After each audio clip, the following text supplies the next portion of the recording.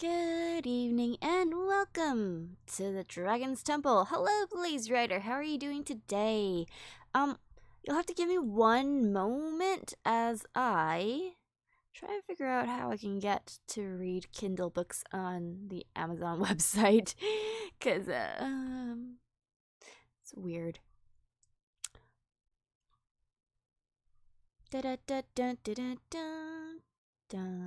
Digital contents and devices. There you go. Amazon Drive, apps and more. Apps and more? Or subscriptions? No. Games, software, contents, music, videos. Nope. Wait, and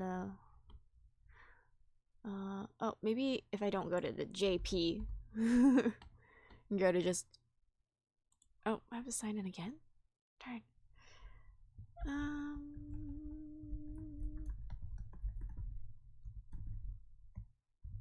Yeah, this one. Continue.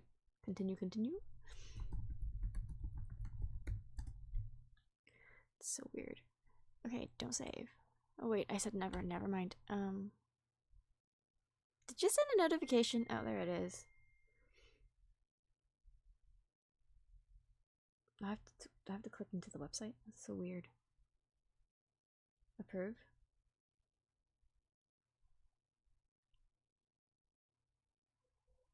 There we go. I'm in. That is so weird. Kindle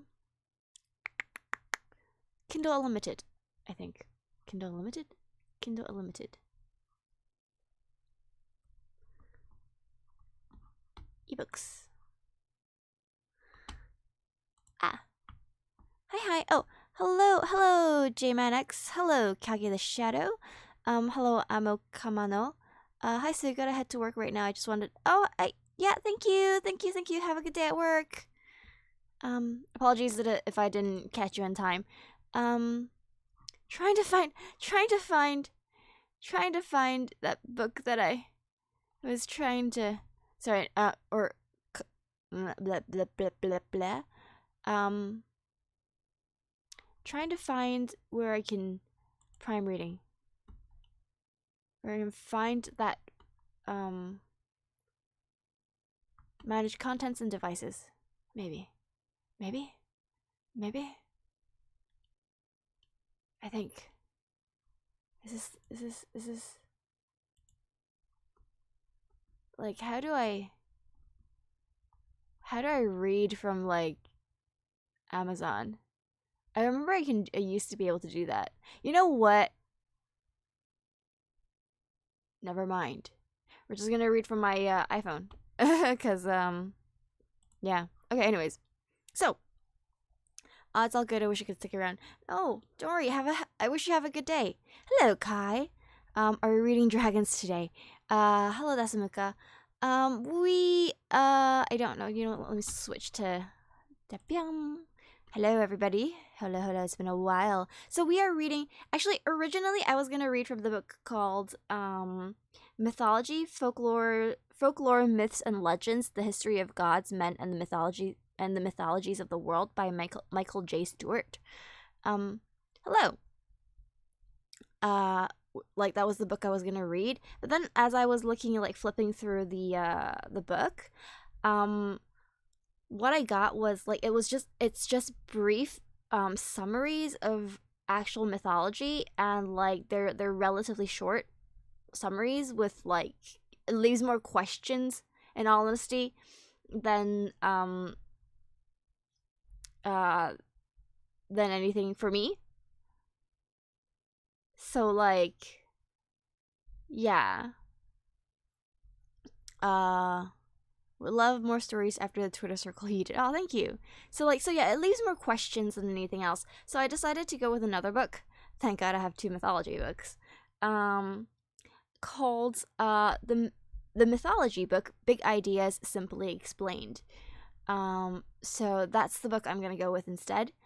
Without further ado, you know what? I should probably put the book title here somewhere because copyright issues. Maybe. The mythology book. Big Idea Simply Explained. Image. There you go. Gonna save. Oh, whoops. Save the Chaz.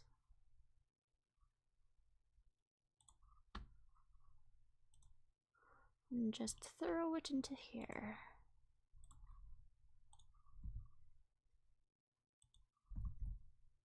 Nope. That. Boom. Whoa, huge. Okay. Sorry about that. Hoi. Hoi. So yeah, this is the book we're reading today. I'm just gonna put it somewhere. Somewhere.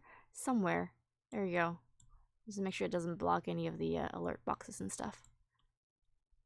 It's blocking everything right now, including me. If it goes over me, that is. Okay, anyways, that should do it. Alright, so let's start.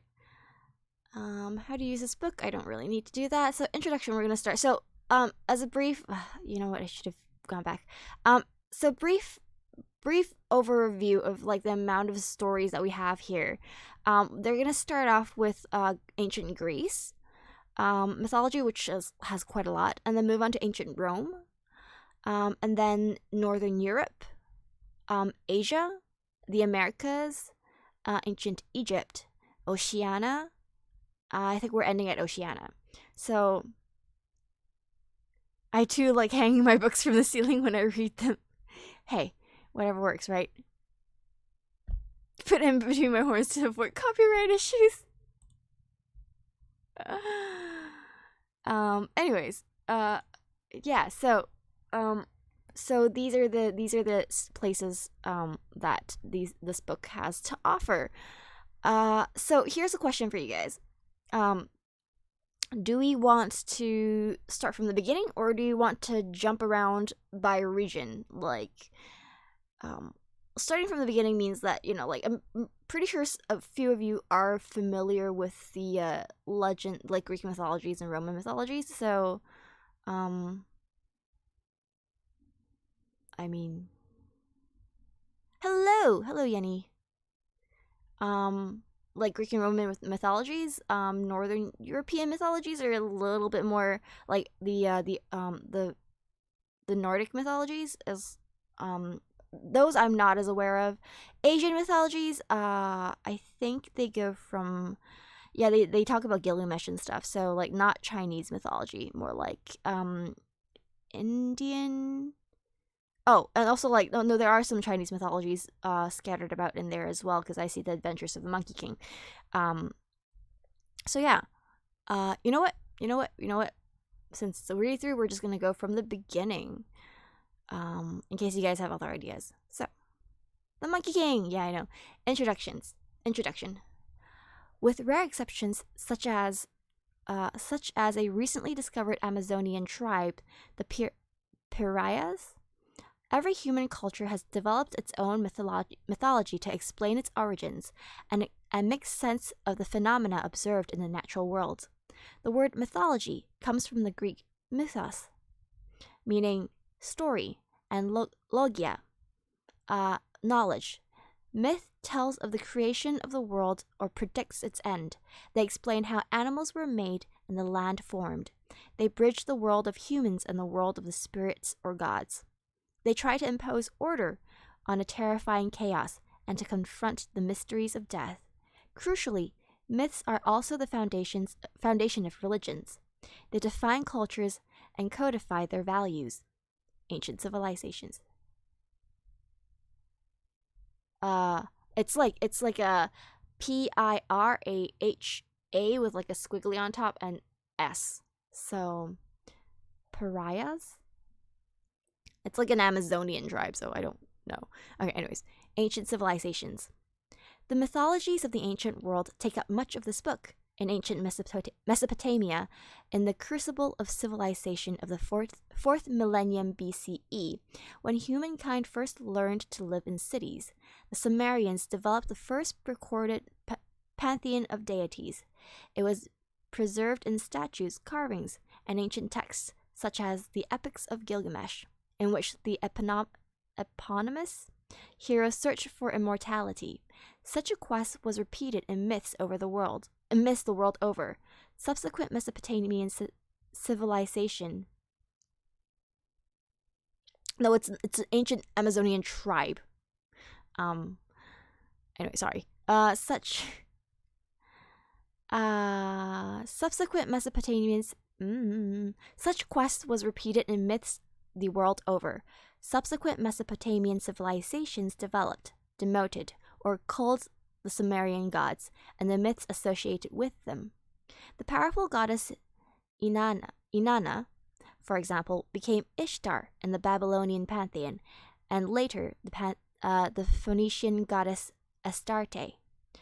Like other civilizations, ancient Mesopotamia was shaped by the narratives it used to explain the cosmos. Its rulers were guided by the gods, whose capricious will was interpreted by priests. The gods had to be continually praised and placated.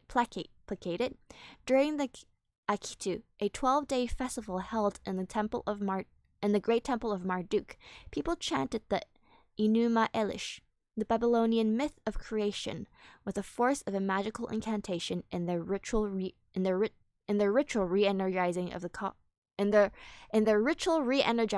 cosmos. Quote, myth is the facts of the mind made manifest in a fiction of matter.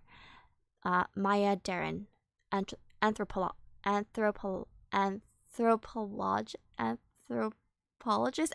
There you go.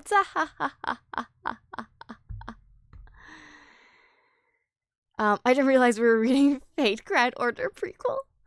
Hello, Zelos. Hello, Mixed Watcher. Great cultures. Myths had a great influence on the societal fabric of history's greatest civilizations.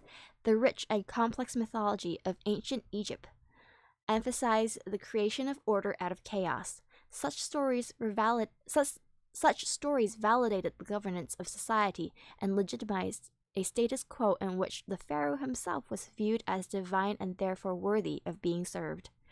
The Egyptians also saw time as cyclical. Events that happened in their society were merely repeating what had happened before and had been recorded in their myths. In ancient Greece and Rome, the foundation myths of city-states were fundamental to the concepts of citizenship. They bound ideas of patriotism and common interest with divine authority. In Greece, which consisted of more than 1,000 city-states, each had a founding myth and a protective deity, which led to a highly complex set of myths that was often contradictory.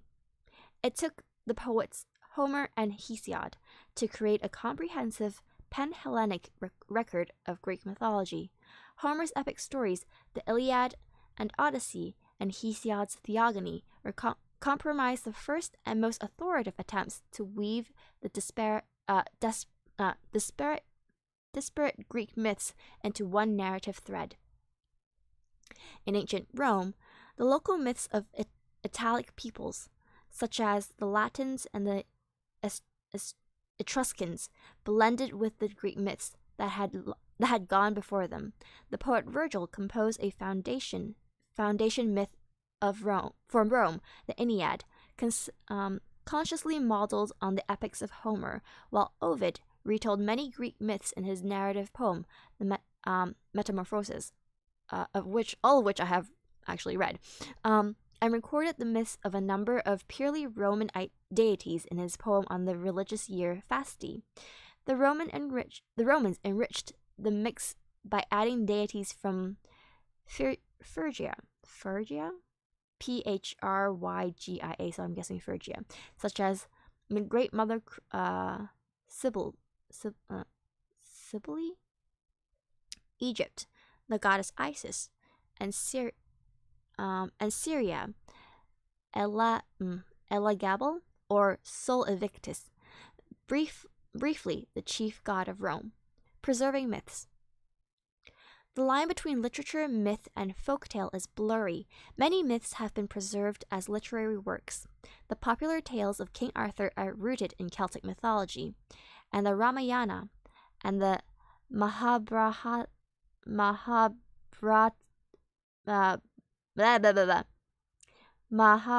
Mahabharata, the great works of Hindu mythology, yeah, I can't pronounce it, are celebrated masterpieces of epic poetry. In pre-literate societies, myths were recited and passed along orally. The written recording of a myth depended on luck, which probably led to the disappearance of many great mythologies, even in literate societies such as the Viking Age Norse. Some myths survived, though only had a single source. I can write it in chat if it's hard to. It's true, I could write it in chat if it's hard to pronounce. Had the manuscripts of the mythological poems known as the Edda and of Snorri, Snorri Sturluson's later prose Edda, had been destroyed, we would know as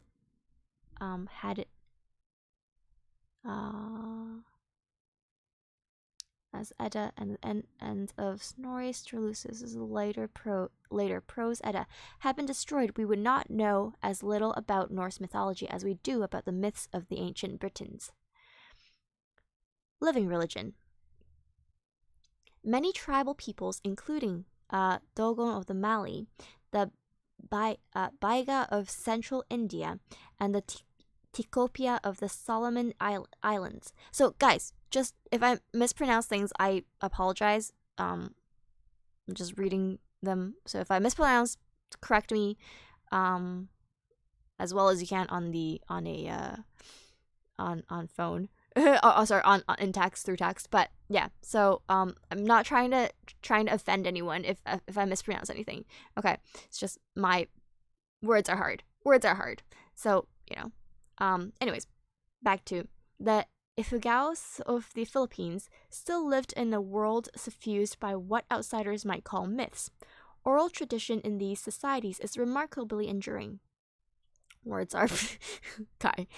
Oral traditions in these societies is remarkably enduring, as proven by the abundant myths of or dreamings of the Aboriginal Australians, the myths of the Dema, creation spirits, among the Marandanim people of New Guinea, or the eloquent chantways of the Navajo in North America. Many myths from these people, however, have not reached the outside world because they are secret, or they have not been collected or translated, or they have been lost as exposure to outsiders has attacked and destroyed indigenous cultures. Mythology is the territory of poetic imagination. The stories individual cultures tell are profound expressions of the creative impulse. Yet myths are more than simply stories. They are the stories cultures tell themselves about the great mysteries that perplex and intrigue us all, the questions of birth and death, and everything in between. Even now, myths remain the bearers of traditions, and the spiritual and moral guide of peoples all across the globe. It's alright, they're meant to be read on different languages and intonations after all, right?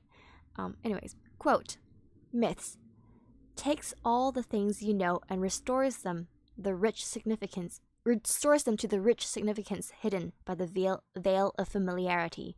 C.S. Lewis, writer, scholar, and author of the Chronicles of Narnia. So, that's the introduction. By and by, let us head over then to... Why do I have like a blue line underneath me? Anyways, let us head over then. See, I do have a blue line underneath me. It's strange. Huh. Oh well. Meh. It's fine. Anyways. It's annoying me, so I'm just gonna try and sink down a little bit. There we go. Anywho, let us continue then. Oh, thank you for the subscription! 14 months, woot! Anywho, move on to the world of ancient Greece. The ancient Greeks first entered the territory now associated with them in about 2000 BCE. Thank you for the host. Yay! back to the beginning. The ancient Greeks first entered the territory now associated with them in about 2000 BCE, when Egypt was still a great power and the Minoans of Crete were evolving into a highly sophisticated society. The first migrants, who probably came from Russia and Central Asia, settled in the mountainous north and the Peloponnese to the south, where the city of Mycenae was founded, ca. 1600 BCE. Described by Homer as rich in gold, the Mycenaean civilization prospered thanks to trade networks across the Aegean and the Mediterranean seas. With the Bronze Age collapse of palace culture and the end of Mycenaean civilization in 1010 BCE, Greece entered its Dark Age.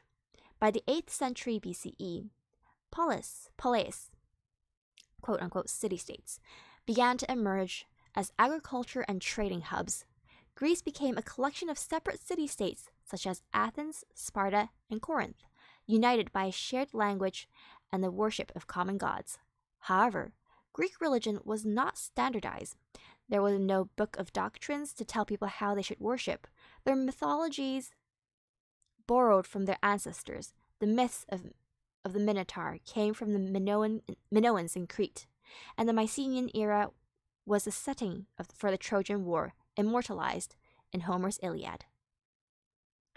Good morning, Kulduzak, and thank you for the host. Athenian dominance. The classical era in Greece began with the fall of the powerful Persian Empire in 479 BCE. Having defeated the Persians, the city-state of Athens and Sparta fought each other for dominion over Greece.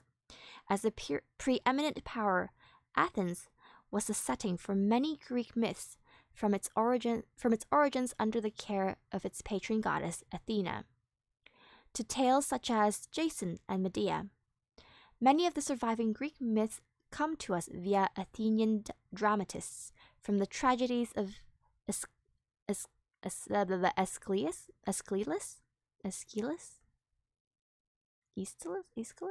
Anyways, so let me try typing this. I should know how to pronounce this. It's just there you go. It's just not coming to my mind. Oh, sorry. Wrong. Aeschylus. Sorry. Sophocles and Euripides in the 5th century BCE to the comedians of Aristophanes, 446 to 386 BCE, and Menander, 342 to 291 BCE. These works told of stories about the gods and heroes of Greek mythology and inspired later writers such as Shakespeare, whose A Midsummer Night's Dream and Romeo and Juliet borrow from Greek myth. The era of Athenian dominance ended in the 4th century BCE when the Mycenaean ruler Alexander the Great built his empire. Thanks to Alexander's conquests, Greek culture and mythology were exported as far as Asia Minor, not Asia, Egypt, Mesopotamia, and India. Major deities. It was the poets Homer and Hesiod who imposed order upon the myriad gods and beliefs inherited from earlier times. Homer set down his poetry from the oral tradition around 800 BCE, after the migrations that followed the collapse of the Mycenaean culture. His 2 epic poems, the Iliad and Odyssey, gave the Greeks a history, a pantheon, and guidelines for how to live their lives. Poor Persians.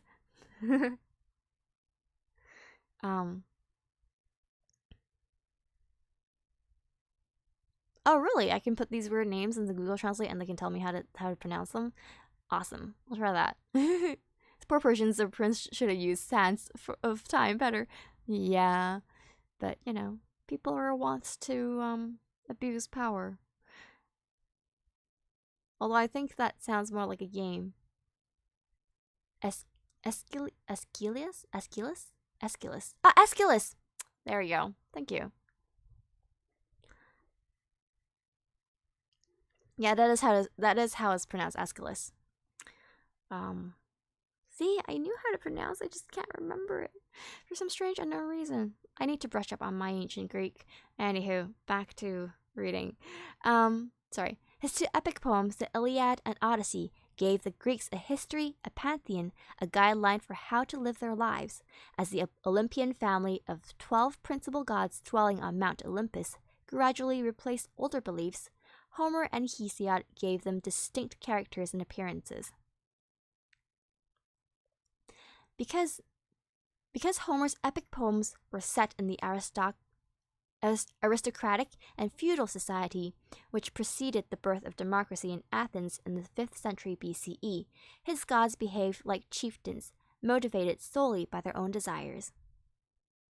Like other ancient agrarian peoples, the Greeks were local in their focus. They ordered their religious life around local places, identified different hills, streams, and plains with different deities.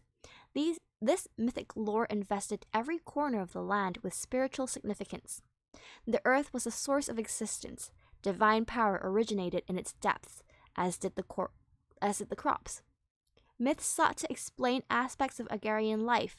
The tales of Persephone, daughter of the harvest goddess Demeter, and her imprisonment in the underworld by Hades was a way of accounting for the changing cycles of the agricultural year. The rise of the cult.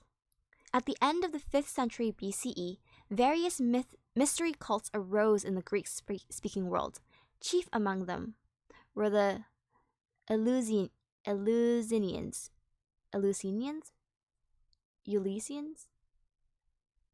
blah blah blah, mysteries, an ancient agrarian cult honoring Demeter and Persephone and promising paradise for the dead.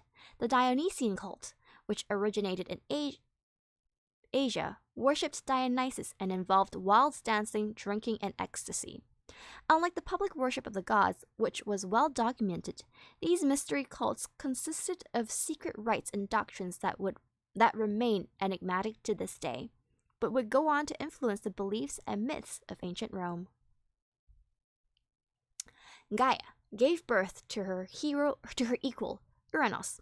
So, we're gonna, in brief, theme, creation by Mother Earth. Sources, Theogony, Hesiod, by Hesiod, 700 BCE, the Argonautica, Apollonius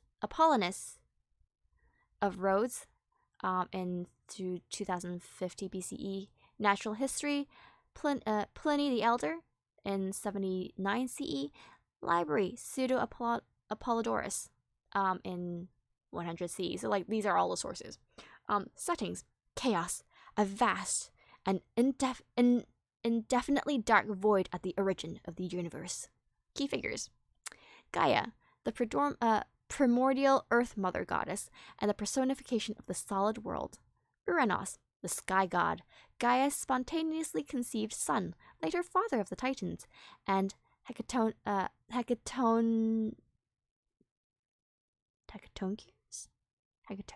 the Cyclops? Oh, Hecatoncheires.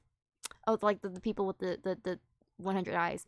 The Cyclops, the Eries, Ernes, Aphrodite, and many other gods and goddesses. Cronus. Yeah. A Titan who castrated his father Uranus, also associated with the harvest. So, anyways. Let us begin the story of how Gaia gave birth to her equal, Uranus. The first Greek myth, or the creation myth. In the beginning, I give up on reading names sometimes just to call it chair. In the beginning was chaos, an open chasm of emptiness, infinitely deep, dark, and silent. In his vision of the universe's origin set down in the Theogony, the Greek poet Hesiod saw creation as the imposition of a positive reality on this negative absence. Key to that reality was the capacity for change. The nothingness of chaos could have continued eternally unaltered, but existence, once created, brought with it endless cycles, the comings and goings of the seasons, generations of humans, birth and deaths. These cycles were set in motion by the making of the original division between night and day. Time was now measurable and meaningful. Quote, out of the chasm came night, and from night in turn came day. Theogony. Earth Mother. The first Greek goddess Gaia was the earth in its mineral form, its rocks and soils, its mountains and its plains. From this solid and seemingly inert state, it became vibrant with the potential for new life. The first manifestation of that new vitality was Uranus, god of the sky, spontaneously conceived within the womb of the great Earth Mother, Gaia, with whom he would subsequently father children. Though he was Gaia's son, Uranus was her equal. Hesiod wrote that she bore him specifically so that he could cover her. Quote unquote. While this was a statement of fact, the skies lies above the earth. It adds more than a hint of sexuality for the relationship between the earth and heaven. The Greeks were as horrified at the idea of incest as we are. Its function in their mythology appears to have been to show that all different aspects of existence are intensely conflicted, yet intimately linked. The sky was not simply positioned above the earth, it conjoined with it dramatically and ultimately creatively, just as night does with day, darkness with light, and death with life. Kinship and conflict. While creative, these conjunctions inevitably cast opposing principles into a never-ending struggle for supremacy. Hesiod's portrayal of primal sexual relations was essentially violent, male and female forces as complementary, but also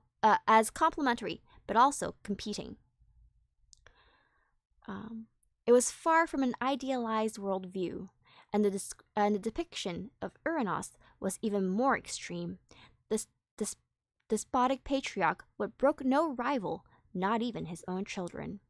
Uranus's jealousy of his sons and daughters was such that, at each birth, he took them away and stowed each one in some hidden recess of the earth, which was actually his wife's body. He did this to establish his ownership of Gaia. Her sexual attentions had to be entirely and eternally available to him, so their offspring could not be allowed to see the light of day. Successive infants were consigned to subterranean depths. First came the 12 Titans, the sisters Thea, Nemosin, Phoebe, Themis, Thetis, and Rhea, and their brothers Oceanus, Coeus, Citrus, Hyperion, Iapetus,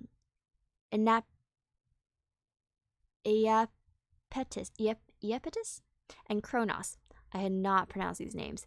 Each in his or her turn was rammed into some convenient crack or crevice of the earth and left there, trapped. That sounds painful. After the Titans came three giant brothers, the Cyclops, each of whom had a single eye, so Cyclops basically. So it's Cyclops in Greek though. Each of whom had a single eye at the center of his forehead. Like their siblings, they were consigned at birth to be buried in the heart of the earth. Then came 3 more giants of even greater strength, the Hecatoncheires, whose name remains hundred-handed in Greek. Each was also said to have 50 heads, making them formidable. They too were incarcerated by Uranus deep inside the earth.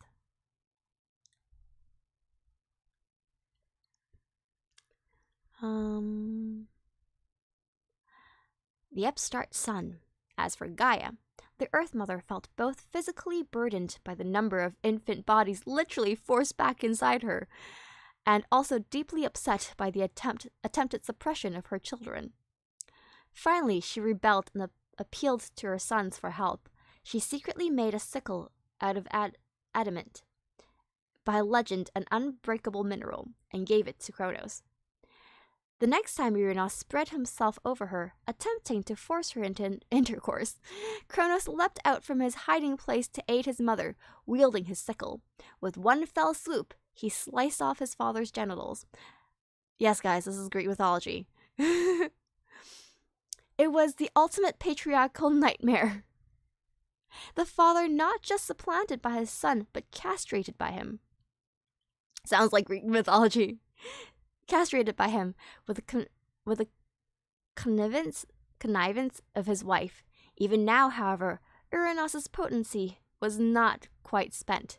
The splashes of blood and semen that flew from his wounds sowed the spirit life wherever they landed, bringing into being a vast assortment of newborn nymphs and giants, good and bad.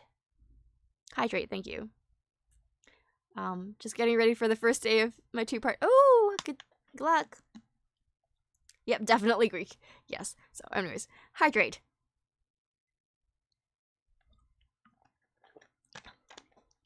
Anyways, the splashes of blood and semen, as we were going through, bringing into the vast assortment of newborn nymphs and giants, good and bad.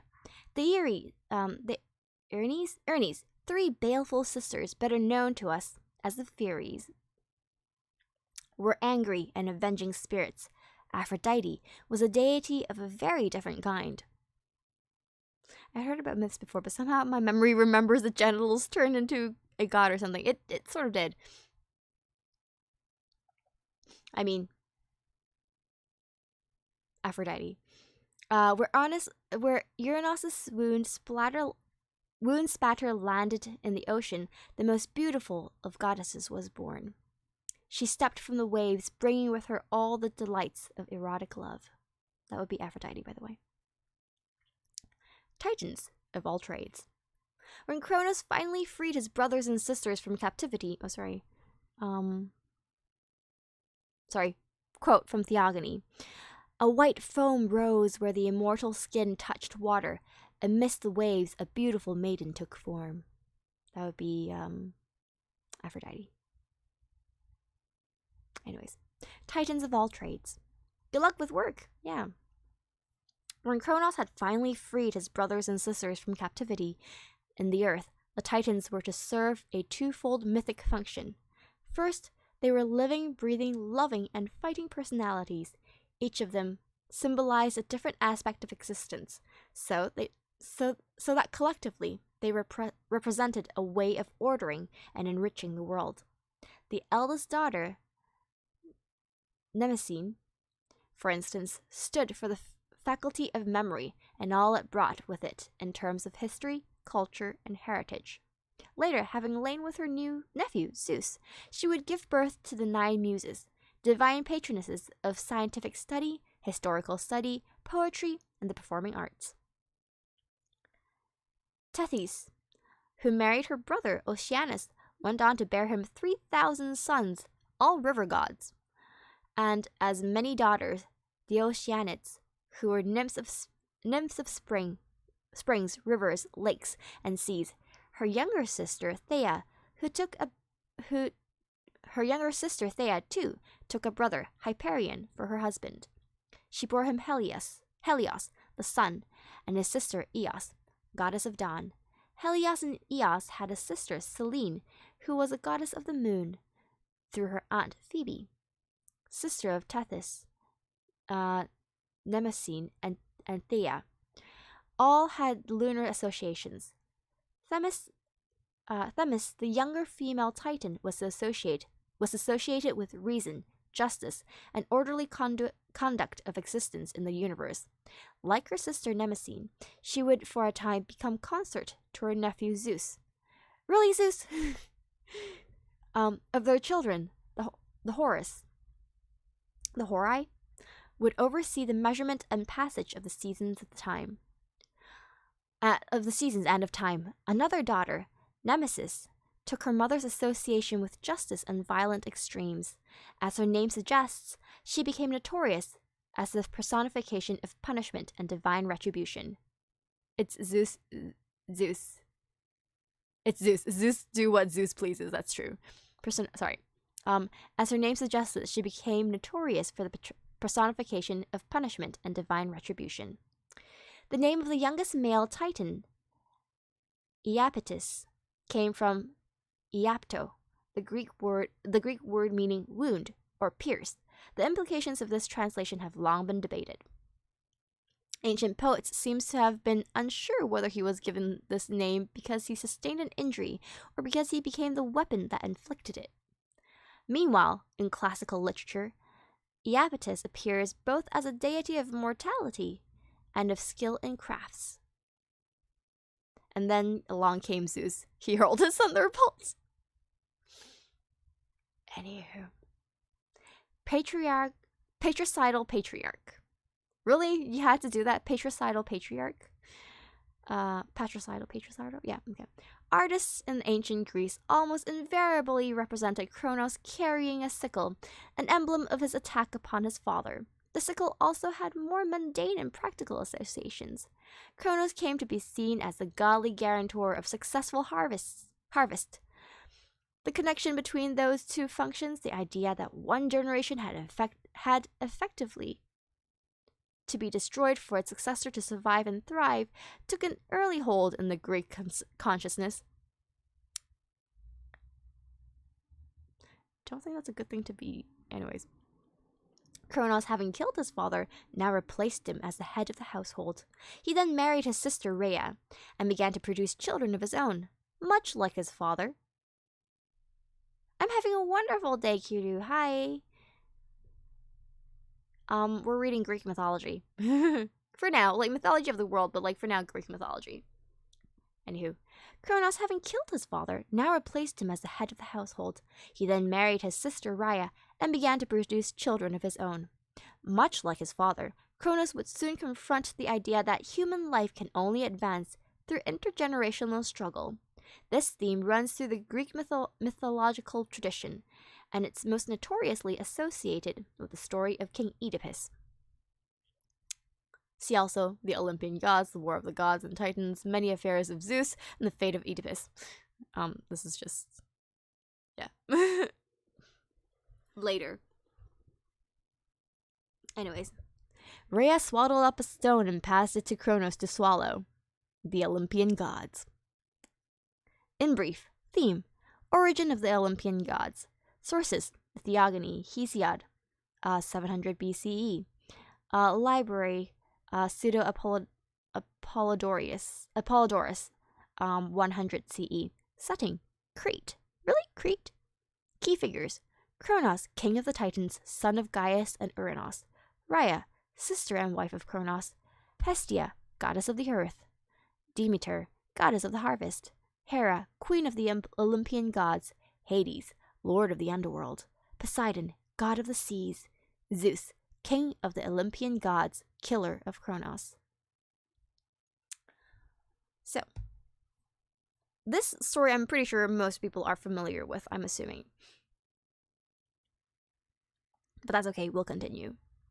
Cronus, Titan, son of the earth goddess Gaia and the sky god Uranos, proved every bit as possessive a patriarch as his father had been.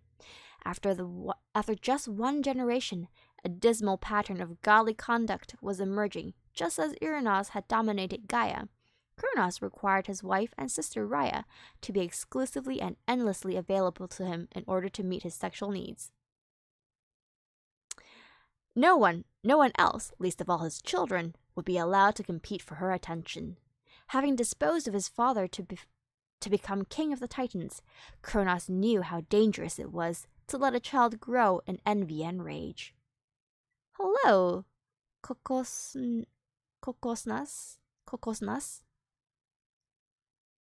Hello, I have no idea how to read your name. I apologize. Quote, both earth and sky foretold him that he would be dethroned by his own son. Library. Determined that no one should pose such a threat to him, Cronus ensured that the children Rhea bore him were destroyed just as quickly as they were conceived. As soon as she gave birth to a new baby, he would swallow it whole. Hestia, the first child that Rhea bore, was gone in a single gulp, before her mother could even cradle her in her arms. Another daughter, Demeter, soon followed.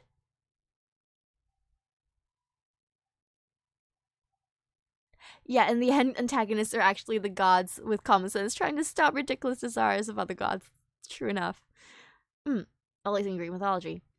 Another daughter, Demeter, soon followed. She, too, was swallowed promptly.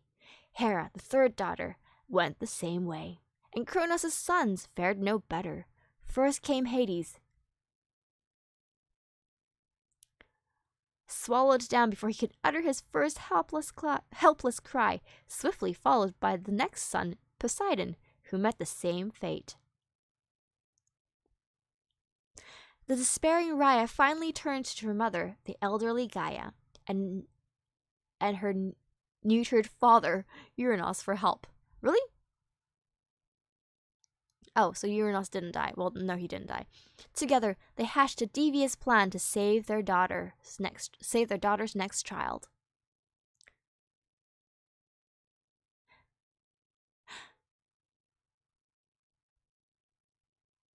Well, yeah, okay. It would be strange if Uranus died being the sky that it is, but I guess having lost certain members of his a certain member, he no longer became king. That makes sense, sort of. Anyways, switched with a stone. Rhea followed her parents' advice as soon as she had given birth to Zeus, the last of her sons, and before his father, Cronus, had a chance to see him, she hid the baby away. Then she wrapped the stone in swaddling clothes and handed it to her unsuspecting husband in place of the infant. Cronus, in his rapturous greed, did not even look at the bundle before he tipped his head back, opened his mouth wide, and dropped it in. The baby tumbled straight down into his stomach, ready to join the jostling crowd of children already there. I like that.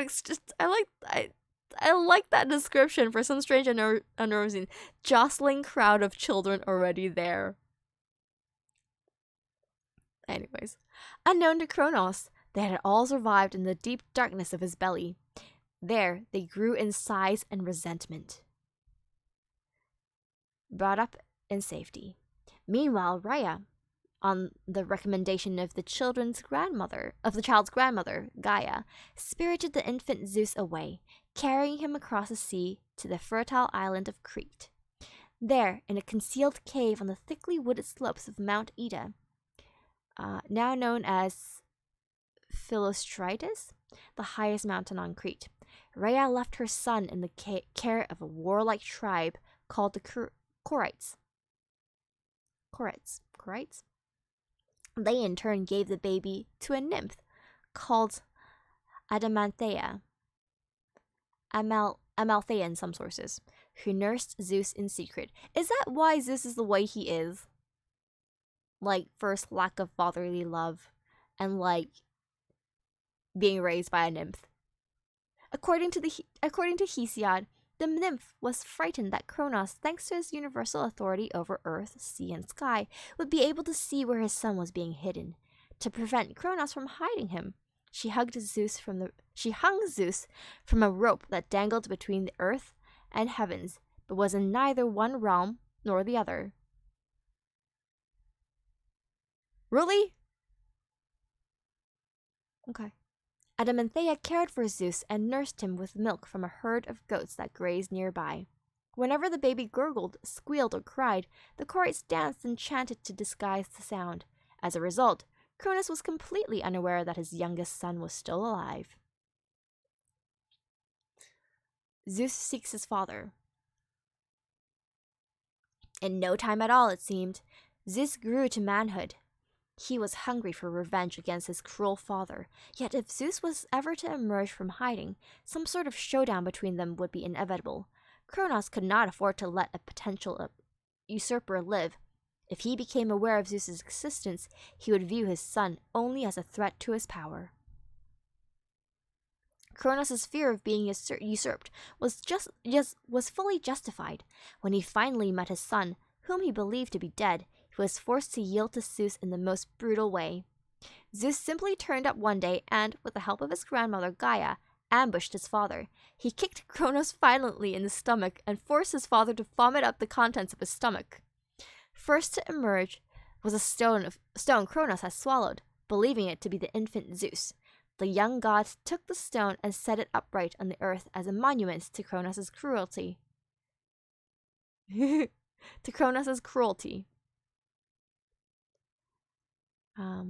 And the symbol of his triumph over the wicked god. Zeus placed a stone at the omphalos, or navel, of the ancient Greek world at Delphi, in the very center of Greece. In future ages, the stone would become a shrine renowned for its oracle.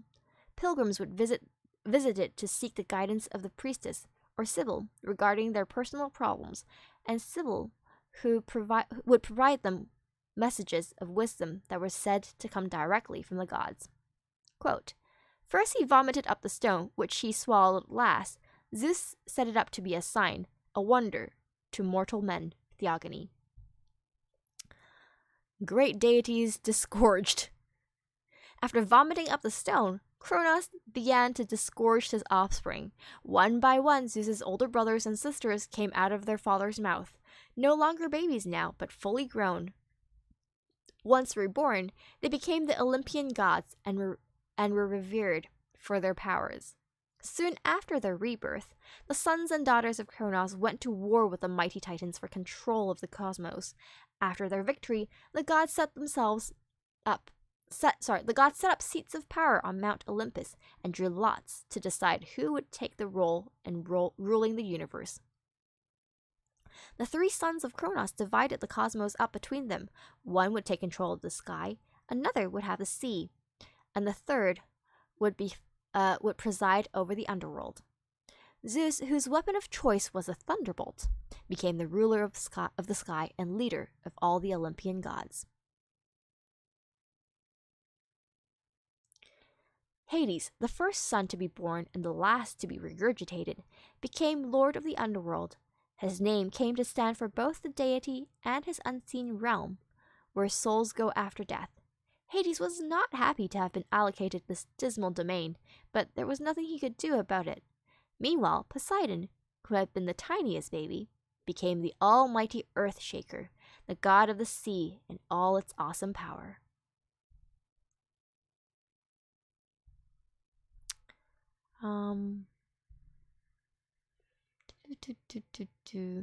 Cronus is this is like a quote. Cronus and Rhea's first eldest child, Hestia, Hearth, was the first to be swallowed by her father and the last to reappear when Zeus forced him to vomit up his offspring. Given that she was both the oldest and the youngest of the children, she was widely referred to as Hestia, the first and last. Like the later Roman god Janus, Hestia was seen as an embodiment of all life's ambiguities and ambivalences. Like Janus, too, she quickly came to be associated with the home, with domesticity and all its blessing. In particular, her realm was that of the earth, the fire that was a household's warmth and hospital center. The hearth was also the site of the altar where sacrifices were offered to many domestic gods. She presided over these rituals too. Though she herself a sworn virgin, having refused all proposal of marriage, Hestia was considered the protector of the family. The metaphorical family of the state was also part of her realm. Hestia, best girl. And she would look after the public altar or hearth within a city. So, Hestia, best girl. Is it wrong to pick up girls from inside a dungeon, right? Anyways. The disparate goddesses. The three female children of Cronus also had important roles to play. Hestia, the goddess of the earth, ruled over people's domestic lives. The goddess of the harvest, Demeter, was a life-giver to the worshippers who relied on her annual bounty. She proved a fickle protector, however, ready not just to cross swords with her siblings, but to withhold favors from humankind at any perceived slight. Hestia Bestia. Hello, Meku Bravo. Welcome. Hestia's role was more prominent than Hera's role was more prominent than that of her sisters. She became the foremost female deity following her marriage to her brother Zeus. To her great dismay, however, Hera never quite received the recognition and honors she expected as the queen of the gods, as the goddess of woman and marriage. Hestia was supposed to represent the archetypical wedded state, but she became known for her marital troubles. Nor was Hestia the goddess who inspired man's passion. Nor was Hera the goddess who inspired men's passions. While Hera was portrayed as a wifely figure, Aphrodite was the goddess associated with feminine beauty, sexuality, and erotic pleasures. The Greek had these two different deities for what, in ancient times, were considered two separate spheres of affection. One deity represented marital love, the other romantic and erotic love. Poor Hestia.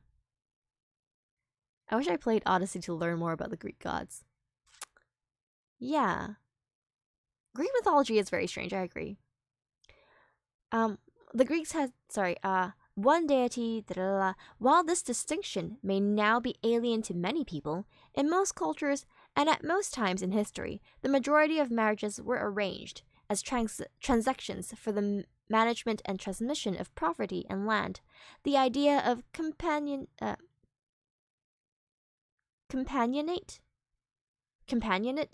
marriage, in which the love between a husband and wife is a driving factor, is a relatively modern convention.